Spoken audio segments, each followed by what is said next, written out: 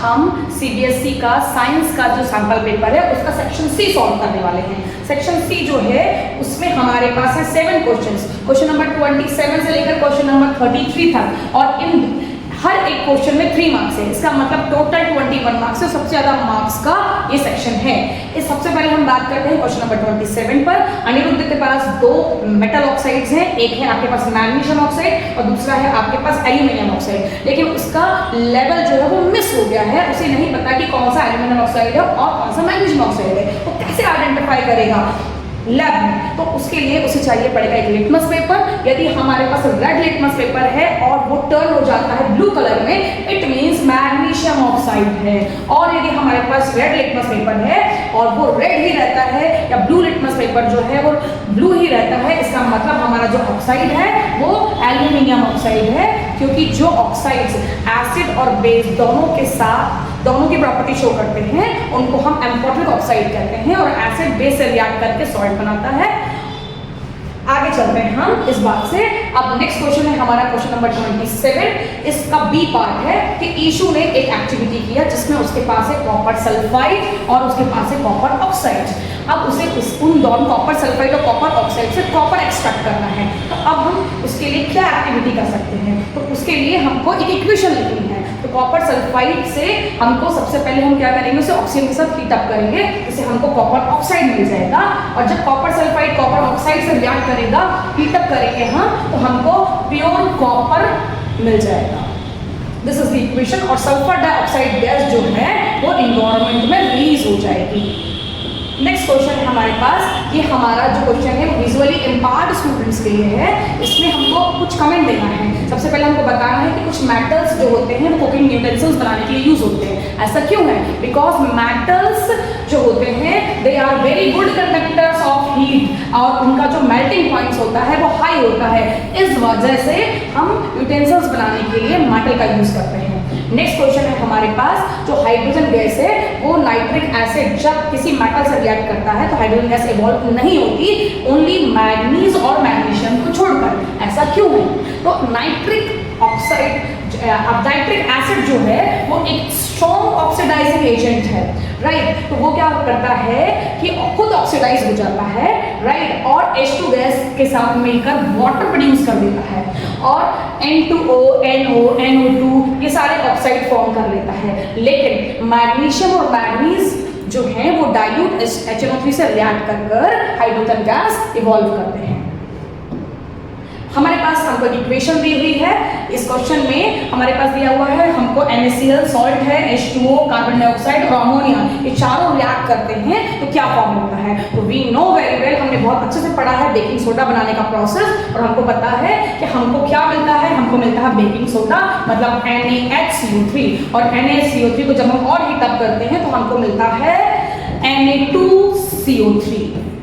NO2CO3 हमारे पास washing soda है, right? अब हमारे पास हम बात करते हैं कि हमारा क्वेश्चन क्या है। हमारा जो क्वेश्चन है इसमें हमारे पास एक आंसर है। सबसे पहली बात यह है कि हमको NaHCO3 मिलता है और Na2CO3 मिलता है, और NaHCO3 से Na2CO3 बनाने के प्रोसेस में कौन सा रिएक्शन होता है? तो ये एक डीकंपोजिशन रिएक्शन है।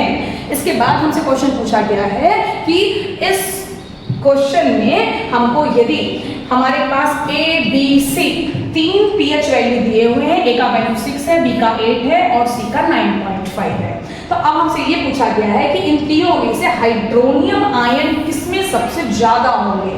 तो हाइड्रोनियम आयन जो होते हैं वो एसिड में सबसे ज्यादा होते हैं, और जिसका pH वैल्यू कम होता है वो मोर एसिडिक होता है। इसका मतलब हमारा जो सोल्यूशन A है वो हमारा आंसर है, क्योंकि जो सोल्यूशन A है वो मोर एसिडिक है और उसमें सबसे ज्यादा हाइड्रोनियम आयन होंगे। और उससे कम किसमें होंगे? डेफिनेट बात है B में, और सबसे कम किसमें होंगे? डेफिनेट बात है C में, क्योंकि उसका pH वैल्यू कितना है? 9.5 है। तो अब हमारा जो आंसर हुआ वो बना, हमारा जो आंसर बना वो बना C, उससे ग्रेटर देन B और सबसे ज्यादा A। नेक्स्ट क्वेश्चन पे बात करते हैं। हमको एक कमेंट देना है कि जो बी स्ट्रिंग होती है यदि हमको उसका ट्रीटमेंट करना है तो हम बेकिंग सोडा यूज करते हैं, लेकिन यदि वास्प स्ट्रिंग से हमको इफेक्ट हुआ है तो हम उसके लिए डाइल्यूट विनेगर यूज करते हैं। तो ऐसा क्यों है? दोनों की स्ट्रिंग में क्या फर्क है? तो जो बी की स्ट्रिंग होती है वो एसिडिक नेचर की होती है और एसिड को बेस न्यूट्रलाइज करता है, इसलिए हम बेस यूज करते हैं। और हमारे पास बेकिंग सोडा जो है वो एक बेस है, राइट। लेकिन जो इस वास्प स्ट्रिंग होती है वो बेसिक होती है और बेस को न्यूट्रल करने के लिए वी रिक्वायर एसिड, तो इसीलिए हम डाइल्यूट विनेगर यूज करते हैं। नेक्स्ट क्वेश्चन है हमारे पास कि जो फार्मर्स होते हैं वो सॉइल को क्विकलाइम के साथ ट्रीट क्यों करते हैं। तो आपने देखा ये फोटोग्राफ में यहाँ से क्विकलाइम स्प्रेड हो रहा है पूरे फील्ड में।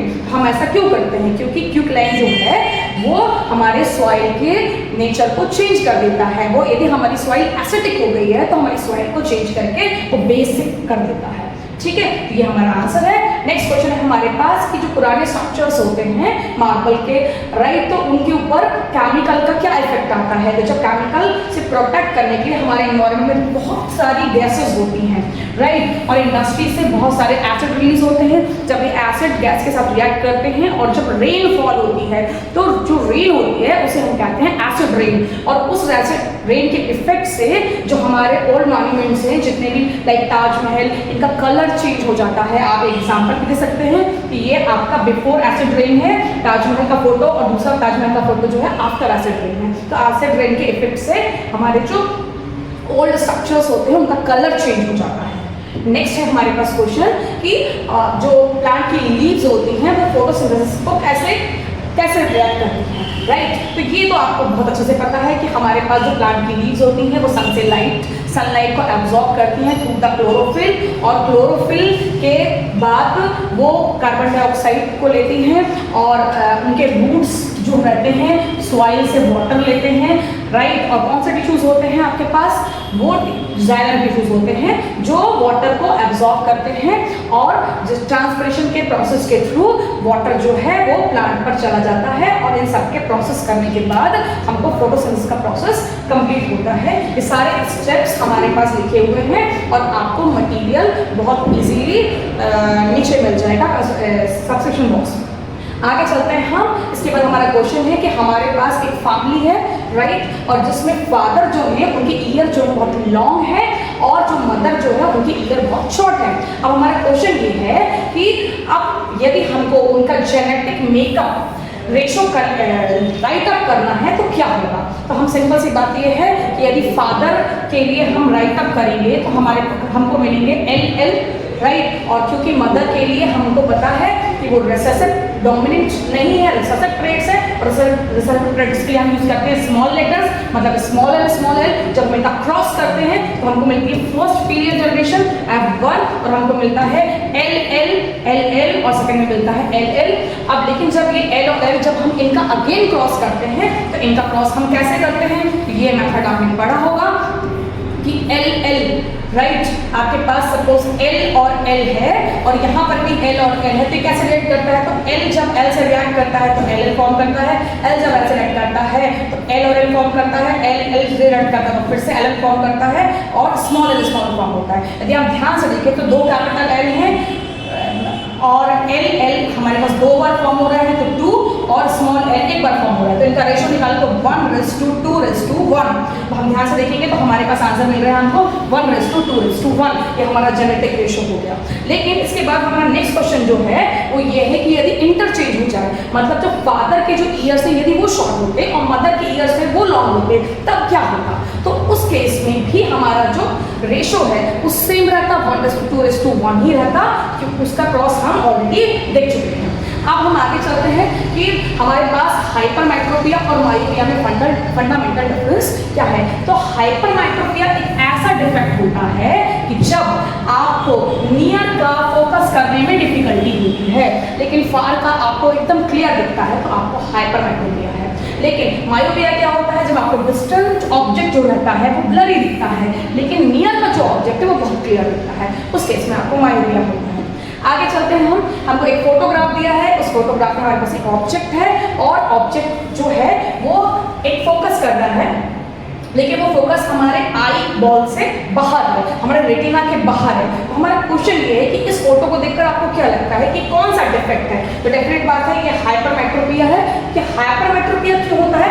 हाइपरमेट्रोपिया के होने की वजह ये है कि जब हमारा आई बॉल जो होता है वो शॉर्टन हो जाता है, स्मॉल हो जाता है, लेकिन हमारा जो फोकस लेंथ है, फोकल लेंथ जो है आई बॉल का वो बहुत ज़्यादा लार्ज हो जाता है, वो इंक्रीज हो जाता है। तो उस केस में फोकल लेंथ ज़्यादा होने से वो रेटिना के बाहर फोकस होता है और हमारा जो इमेज है वो रेटिना पे फॉर्म नहीं हो पाता, और रेटिना पे फॉर्म इमेज नहीं होने की वजह से हमको क्लियर नहीं पिक्चर दिखाई देता, राइट। इसीलिए अब हमारा नेक्स्ट क्वेश्चन पे हम बात करते हैं, उसी डायग्राम पर यदि हम देखेंगे कि कॉन्केव लेंस यदि हम यूज कर लेंगे तो क्या होगा। आप बहुत अच्छे से जानते हैं जो कॉन्केव लेंस होता है वो एक डायवर्जिंग लेंस होता है और हमारा ऑलरेडी फोकस पॉइंट रेटिना के बाहर है। हम एक डायवर्जिंग लेंस लगा देंगे तो हमारा जो फोकस है वो और बाहर हो जाएगा और डायवर्ज हो जाएगा, इसीलिए we have to use convex lens, है ना। तो हमको कॉन्वेक्स लेंस ही यूज करना पड़ेगा क्योंकि कॉन्वेक्स लेंस क्या करता है, एक कन्वर्जिंग लेंस है और हमारी फोकल लेंथ को पहले कन्वर्ज करेगा, राइट। इसके बाद हमारा नेक्स्ट क्वेश्चन है विजुअली इंपायर्ड स्टूडेंट्स के लिए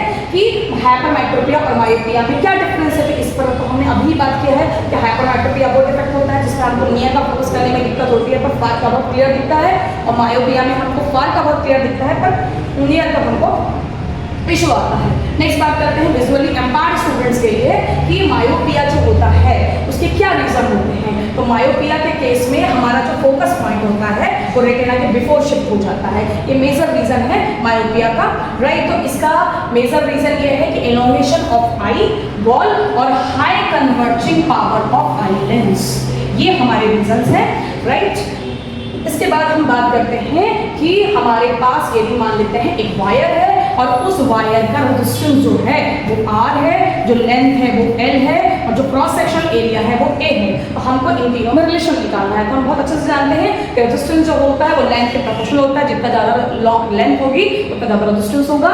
एरिया जो होता है वो रेजिस्टेंस के इनवर्सली प्रोपोर्शनल होता है, तो R is inversely proportional to A। And यदि हम दोनों को कंबाइन करते हैं तो हमको इक्वेशन मिलती है R equals proportional to L by A। Proportional का साइन लगाते हैं तो एक कांस्टेंट लगाते हैं जिसे हम कहते हैं रो। रो का नेम होता है रेसिस्टिविटी ऑफ द मटेरियल। रो जो होता है वो वायर के मटेरियल की रेसिस्टिविटी होती है और ये आपका रिक्वायर्ड इक्वेशन है जो हमसे पूछा गया था। नेक्स्ट इसके बाद हम बात करते हैं कि हमारे पास रेसिस्टिविटी जो है मटेरियल की, राइट, वो हम उसमें रेसिस्टिविटी को कैसे डिफाइन कर सकते हैं। रेसिस्टिविटी को डिफाइन करने के लिए यदि हम यहीं पर देखते हैं, इसी क्वेश्चन में देखते हैं कि R जो रहता है वो होता है आपका रो L अपॉन A। यदि रेजिस्टेंस हम यहाँ से रो की वैल्यू निकाल सकते हैं और रो होता है आपका RA बाई L। यदि हमारा रेजिस्टेंस जो है वो 1 ओम का है, यदि हमारा एरिया जो है वो 1 मीटर स्क्वायर है और हमारा जो लेंथ है वो 1 मीटर वायर है, तो हमारे जो वायर है उसका जो रेसिस्टिविटी होगा वो 1 ओम मीटर होगा। वी कैन से, हम ऐसा कह सकते हैं। तो रेसिस्टिविटी जो है वो ओम मीटर रेसिस्टिविटी का यूनिट होता है। अब हम बात करते हैं एक लास्ट क्वेश्चन पे। मोना एक एक्सपेरिमेंट कर रही है, उसके पास एक वायर है जिसमें एक सेल लगा हुआ है और एक पेपर है, और उस पेपर पर एक मैग्नेटिक कंपास रखा हुआ है। अब मोना यदि यहाँ से दूर जाती है तो मैग्नेटिक कंपास का डिफ्लेक्शन जो है वो डिक्रीज होता है। तो क्वेश्चन ये है कि मैग्नेटिक कंपास का डिफ्लेक्शन रिड्यूस क्यों हो रहा है। तो सिंपल सी बात ये है कि जब हम सेल से कनेक्ट करते हैं तो करंट फ्लो होती है और करंट जितना ज़्यादा करंट होता है उतना ज़्यादा मैग्नेटिक फील्ड होता है। करंट कम होगा तो मैग्नेटिक फील्ड भी कम होगा, राइट। अब मोना जब यहाँ से दूर जाएगी तो करंट की इंटेंसिटी की वजह से जो मैग्नेटिक फील्ड जनरेट हो रही है वो मैग्नेटिक फील्ड डिक्रीज होने लगेगी और मैग्नेटिक फील्ड कम होने की वजह से जो निडल में डिफ्लेक्शन है वो भी कम हो जाएगा, राइट। इसीलिए ये आपके क्वेश्चन का आंसर है।